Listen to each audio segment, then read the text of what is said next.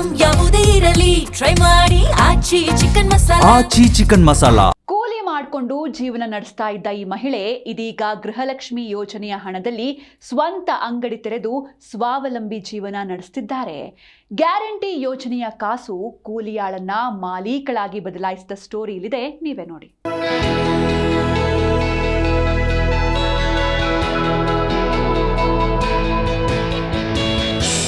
ಗೃಹಲಕ್ಷ್ಮಿ ಯೋಜನೆ ಹಣವನ್ನ ಕೂಡಿಟ್ಟು ಕೂಲಿ ಮಾಡ್ತಾ ಇದ್ದ ಮಹಿಳೆಯೊಬ್ಬರು ಸಣ್ಣದಾಗಿ ಐಸ್ ಕ್ರೀಂ ಅಂಗಡಿ ತೆರೆದು ಬದುಕು ಕಟ್ಟಿಕೊಂಡಿದ್ದಾರೆ.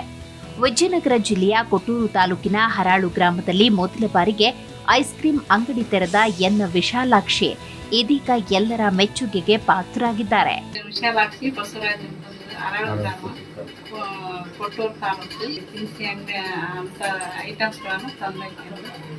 ವ್ಯಾಪಾರ ಮಾಡ್ತಾ ಇದ್ದೀವಿ. ನಾವು ಮನೆಯಾಗ ಕುತ್ಕೊಂಡು ಚರ್ಚೆ ಮಾಡಿ ಅಂಗಡಿ ಹಾಕ್ಬೇಕಂದ್ರೆ ಅದೇ ದುಡ್ಡಿಗೆ ಅಂಗಡಿ ಹಾಕಿದ್ವಿ. ಗೃಹಲಕ್ಷ್ಮಿ ಹಣದಿಂದ ದುಡಿಮೆ ಮಾಡ್ತಾ ಇದ್ವಿ. ಅವರಿಗೆ ನಮ್ಮ ಮುಖ್ಯಮಂತ್ರಿ ಸಿದ್ದರಾಮಯ್ಯ ಅವರಿಗೆ ನಾನು ಧನ್ಯವಾದಗಳು. ಹ್ಯಾಂಗೋ ಕಂಪನಿಯ ಸಹಾಯ ಹಸ್ತದಿಂದ ಕೊಟ್ಟೂರಿನ ಕಿಶನ್ ಎಂಟರ್ಪ್ರೈಸಸ್ ವಿತರಕರಿಂದ chocobar, ice candy, kulfi, cone ice, cup ice ಇನ್ನಿತರೆ ಎಲ್ಲಾ ತರಹದ ಐಸ್ ಕ್ರೀಂ ಉತ್ಪನ್ನಗಳನ್ನು ನೇರವಾಗಿ ಪಡೆದು ಗ್ರಾಹಕರಿಗೆ ಮಾರಾಟ ಮಾಡುತ್ತಿದ್ದಾರೆ. ಬಿಸಿಲಿನ ತಾಪಕ್ಕೆ ತತ್ತರಿಸಿರೋ ಜನ, ಮಕ್ಕಳು, ಯುವಕರು ಇದೀಗ ಮುಗಿಬಿದ್ದು ತಂಪು ಪಾನೀಯಗಳು, ಐಸ್ ಕ್ರೀಂಗಳ ಮೊರೆ ಹೋಗ್ತಿದ್ದಾರೆ.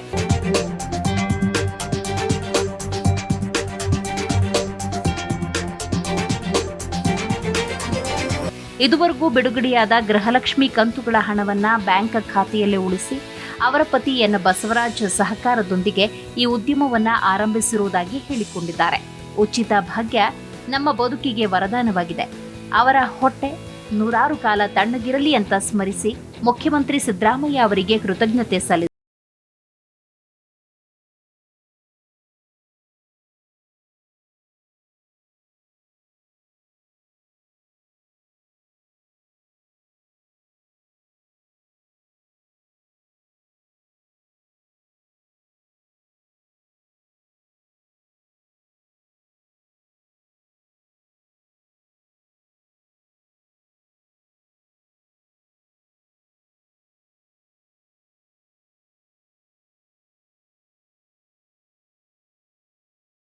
ನಾಡಿನ ಸಾವಿರಾರು ಮಹಿಳೆಯರು ಗೃಹಲಕ್ಷ್ಮಿ ಹಣವನ್ನ ಒಳ್ಳೆ ರೀತಿಯಲ್ಲಿ ಉಪಯೋಗಿಸಿಕೊಳ್ತಾ ಇದ್ದು ಮಹಿಳೆಯರ ಬದುಕಿನ ಮಟ್ಟ ಸುಧಾರಿಸುವಲ್ಲಿ ಯೋಜನೆ ಬಹುದೊಡ್ಡ ಕೊಡುಗೆ ನೀಡುತ್ತಿರುವುದು ವಿಶೇಷ.